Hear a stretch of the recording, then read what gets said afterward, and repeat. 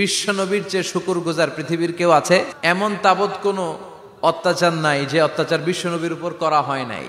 বিশ্বনবী মক্কার জামিনে যখন দাওয়াত দিতে লাগলেন, ওনারে পাগল বলা হতো তুমি পাগল, বলা হতো মুহাম্মদ একটা কবি, বলা হতো মুহাম্মদ হচ্ছে গণক।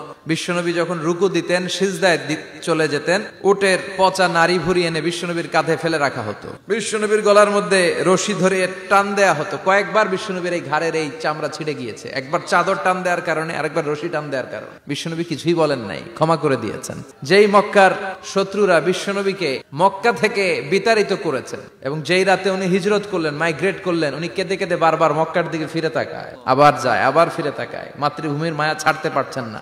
আর বলছিলেন, মক্কা তো আহাব্বুল বিলাদ ইলাইয়া, মক্কা আমার কাছে সবচেয়ে প্রিয় শহর। লাউলা উখরিজতু লামা খরাজতু মিনহা, আমার যদি বের করে না দেয়া হতো এই শহর থেকে, আমি কোনোদিন এই শহর থেকে বেরোতাম না। এত ভালোবাসতেন বিশ্বনবী মক্কাতুল মুকাররমাকে। ধৈর্যশীল ছিলেন।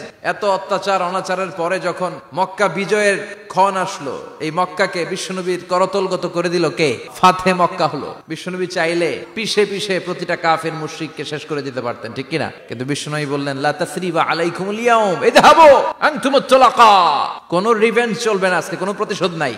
একেবারে বড় যুদ্ধাপরাধী যারা, মারাত্মক যারা অফেন্স করেছে, তাদেরকে শাস্তির আওতায় আনা হবে, বাকি সবাইকে আমি ক্ষমা করে দিলাম।